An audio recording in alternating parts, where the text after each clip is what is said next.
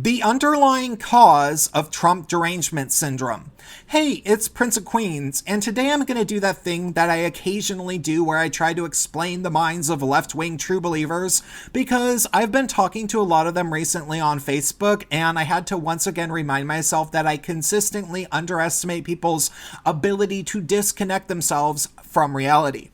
No, I'm not a psychologist. My qualifications for doing this is that I've always been extraordinarily social as an individual, and I've learned how to read people really, really well. And when I have alone time with people and get them to spill their guts and talk a lot, they end up telling me that they are amazed by how well I understand them. It's a strange Aquarian gift of sorts, I suppose, if you believe in astrology, which I kind of do, actually. And of course, I've literally known thousands of leftists very well. I grew up in Seattle. I went to school in New York City, and I've only ever lived there, those places, and in the San Francisco Bay Area. Never anywhere else. And I'm 36 years old. I know these people. So, here's the thing about Trump derangement syndrome and what really inspires it beyond the media hype that claimed that he was literally Hitler, which drove people crazy once he was elected. That's definitely there, but you need to dig a bit deeper and think about how these people were conditioned day to day, so that they ended up genuinely believing that Hitler could run for president in 2016 in the USA and actually win. The first thing to note should be fairly obvious. These are almost exclusively people living in far leftist urban meccas with little connection to the outside world.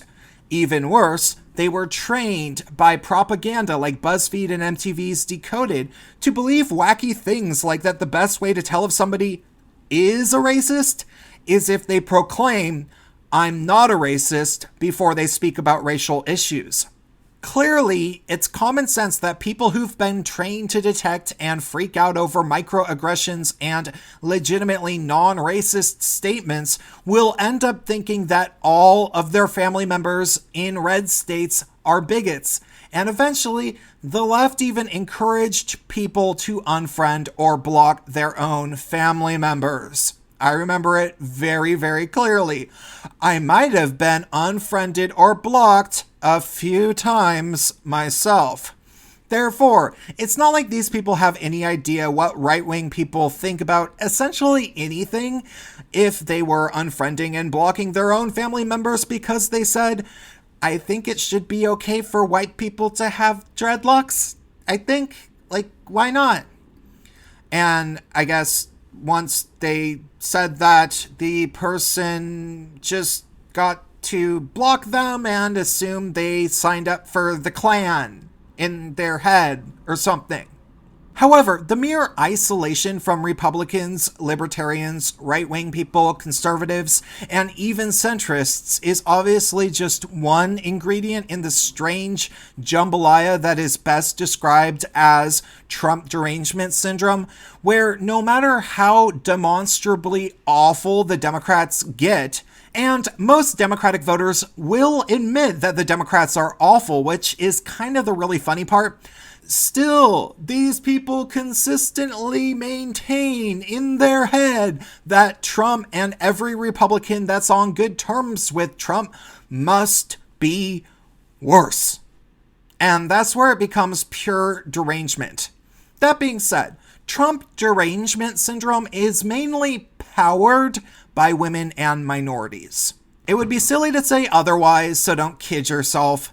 Yes, there are straight white men that get really deranged too, don't you worry. Maybe a certain really good friend of the family of mine, but it's generally because they've been socially pressured, bullied, or exist in a reality entirely controlled by prioritizing the wishes of women and minorities, ensuring that these guys act as the foot soldiers of women and minorities. You don't block me. Out of my way. White people speak. White people speak. White people in front and in back. She said White people protect students of color. Carolyn. Hold on, Carolyn. you're black. Let the white people do that. I think that the main fear that motivates Trump derangement syndrome lives in the hearts of minorities and mainly within women, black people, and trans people, because they've had a really great run these past few years, full of every perk they could possibly systemically be given by one administration.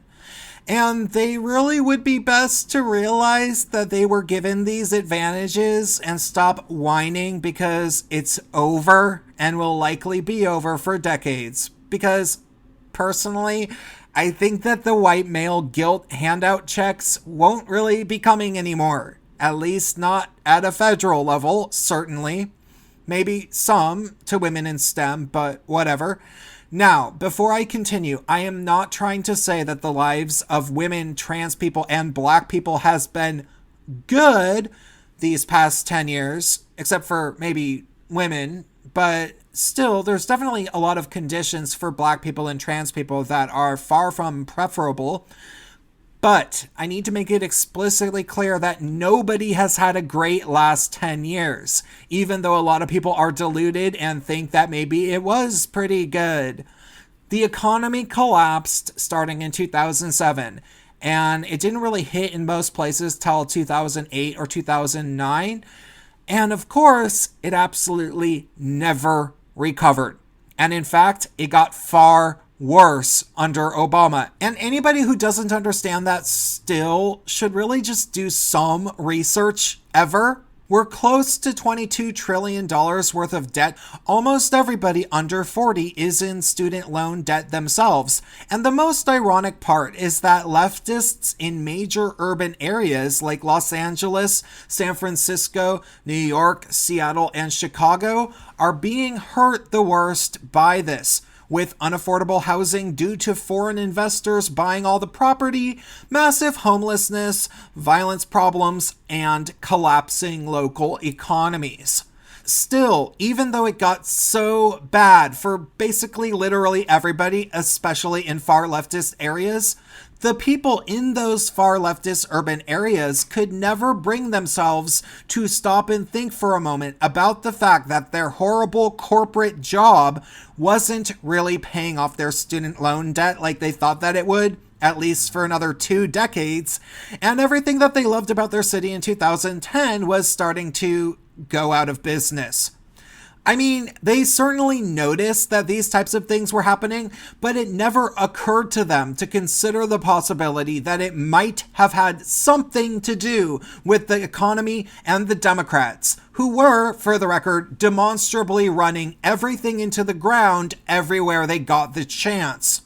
And the reason why most leftists could not consider the possibility that this was happening due to horrible economic decisions made by the Democratic Party was because they could not bring themselves to question the king. Because they loved the king with all of their hearts. You see, literally every leftist was amazingly proud to have been on the right side of history by electing their first black president, myself included. So proud that we couldn't bring ourselves to even pay attention to whether he was doing a good job or not, which, it turns out, he absolutely wasn't. No, Obama was such a horrible president that he started an entire war in Libya and decided to just not really tell anybody about it. Seriously, look at all the times we bombed Libya on his watch. That's an entire war. Obama was such a horrible president that he doubled the already high national debt. It's astounding how high it became once he got into office. A night and day difference, even just prior with Bush. Worse, he legalized the usage of propaganda on the American people so that he could pay organizations to flat out lie about the economy to the public, which is where the myth that the economy was doing great came from. Well, that and the fact that new buildings that nobody could afford to move into were being built by foreign investors in urban meccas, which helped make the economy appear good, which the Democrats allowed the foreign investors to build because reasons. You see, Obama was the first affirmative action hire for the President of the United States of America, hopefully the last. And with an affirmative action hire as the highest position in our nation came endless amounts of affirmative action in schooling and employment, even in places where it's illegal, such as at Google in California, which James Damore testified about after he was fired. Personally, I know all sorts of completely underqualified females who get hired for positions they don't deserve super easily, and I encounter them not uncommonly on social media in my extended social sphere. Similarly, you can't look at the evergreen protests as anything besides what can go wrong if you hand over the ring of power to a bunch of angry students and tell them, all your pain comes from racism. Now take this ring and avenge yourselves. So y'all staying? I need some privacy, folks. I'm sorry. Okay. I have claustrophobia. Oh, okay. We're blocking America. And we endure hate crimes on your campus and we pay to be here. That students of color have to work in threatening environments every day. Come on, baby. Welcome. Get to work. You can get that work. We need. I need a desk. Can he get the desk? I mean, whatever you need. Yeah, George, you gonna have Mike right to your desk. We'll be right. Certain people, mainly women, black people, and trans people, had a great run with Obama in a lot of ways. They were treated essentially as the entitled show ponies of a failing economy, while being told that the economy was great. And while they were completely miserable, because, of course, everybody was miserable living in this twisted reality where we were being lied to and pitted against each other in terms of identity politics, these three groups of people, women, black people, and trans people, at least had the mental fallback option of being able to excuse all of these problems as being the fault of the white male patriarchy, which was run by a black feminist, of course. He happened to be a male, but yeah, the patriarchy apparently looked like this. Thus, all sorts of white women had tech jobs that they didn't really deserve, and these jobs not only didn't really make them happy, but they weren't even paying off their student loans. So they just sat around busily sharing Jezebel articles on Facebook to passive-aggressively get back at their male coworkers while becoming functional alcoholics. Similarly, all sorts of black people had jobs that they thought they never would really get, back when they were in high school at least, generally as adjunct professors at big state schools or community colleges. And it was really cool, and they got to teach kids a bunch of buzzwords like misogynoir, and they got to teach kids all about transformative justice or reformative justice or something justice. All the while, they helped organize Black Lives Matter protests and got angrier and angrier at the white people around them that weren't being good enough allies, no matter how hard these white people tried, because, of course, despite the fact that these black people were professors, they were as broke as ever, and nobody took them as seriously as they had wished when they became professors. And of course, trans people are trans people, and there's always going to be a lot of them that are angry about something or other at all times, but they certainly must have gotten a few perks if the trans trender phenomenon came to pass and people were lying and saying they were trans when they weren't. And gay guys are they're generally really disconnected and substance abusing when they think everything is all right in politics, as they only start paying attention when they feel that danger is imminent. And of course, straight white guys that are around these people frequently are forced to go along with it.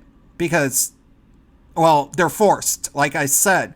And so, when a person is unplugged from this weird twisted reality, this alternate reality where supposedly the economy was actually really great and people's only real problems were microaggressions and the fact that they weren't getting promotions because of misogyny, When people are slapped across the face and plunged back into the real world, it's like waking up hungover from a nightmare to an alarm at 5:45 a.m. to get on an airplane for a trip that you don't want to take. Yes, all of the sudden, they did finally realize that the economy is horrible, but they can find a way to blame that on Trump, even though I believe he's largely been making things better so far. They'll also find a way to get mad at Trump for having successful negotiations with North Korea, and they'll find a way to do that with literally everything, of course, at least for a while. Because here's the thing. Trump derangement syndrome isn't even really about Trump at all. For most people, it's really about Obama and their belief in the goodness of affirmative action. You see, for millions and millions of Americans, there is a deep-seated belief that underprivileged or disadvantaged or underrepresented people are every bit as hardworking, capable, intelligent, and generally competent as privileged people. A lot of people, maybe even most people, legitimately do believe that if you only give these people enough chances, even if they haven't ever proven themselves, if you give them just one more chance to prove themselves, they'll end up showing us that they were every bit as deserving of achievement as any CEO or politician alive. The belief that Obama was a great president represented the culmination of about 50 years of systemic policies built around that one presupposition. Supposedly, if given the opportunity, even if it was merely given to those people for the sheer sake of giving them an opportunity, they'll be every bit as good as somebody who fought tooth and nail for any position with nothing to set themselves apart from anybody else. And thus, we elected our first affirmative action president in 2008. I was one of the people who voted for him, though I got over it and now I see the error of my ways. But people who believe even still that he deserved it really do pathologically need him to have been a great president. You see, if he isn't a great president, then every woman working in a tech office that is doing a subpar job in her position might have to start realizing that she doesn't deserve her job either. Similarly, every intersectional feminist buzzword spouting black non-binary identified adjunct professor might start to realize that they have nothing substantial to be teaching young people and that everything they know is just throwaway, regurgitated garbage written by white guys over 100 years ago. You see, sadly, these people weren't even happy during the Obama years, which is why they complained constantly about racism and sexism. However, they had one thing going for them that white men, and straight white men especially, didn't have. They at least had the privilege of being able to cry racism, misogyny, and transphobia whenever somebody crossed them. And that feeling of power was something that they obviously grew very attached to. However, once that was taken away and people started speaking to them like equals and not the social justice aristocracy that they had grown used to, it enraged them in a way that they have never felt in their entire lives. Because, of course, as Joni Mitchell said, you don't know what you've got till it's gone. But now, they have nothing but their merit, just like everybody else. And they were really kind of attached to that leg up, apparently, for some reason. You see, Trump derangement syndrome mainly comes from the fact that they want to blame somebody. And that person is Trump, because he was the person that called BS on all of it. And they want to blame anybody associated with him, and anybody associated with them, and anybody who doesn't think it is productive to demonize those people, such as myself. If Clinton were our president, the economy would continue to be crappy, but they would have kept lying about it, and these people would at least get to think to themselves that affirmative action is worthwhile because we have our first female affirmative action hire, and they'd be lying about the economy and everything's great, and they have a job that they deserve and everything is great, even though they're in student loan debt, but whatever. And of course, you wouldn't be able to criticize the first female president, like you couldn't criticize Obama without being called racist and then sexist. And these people wanted to believe in that dream because, in many cases, believing in that dream of affirmative action would be believing in one's self. And now they are starting to doubt themselves.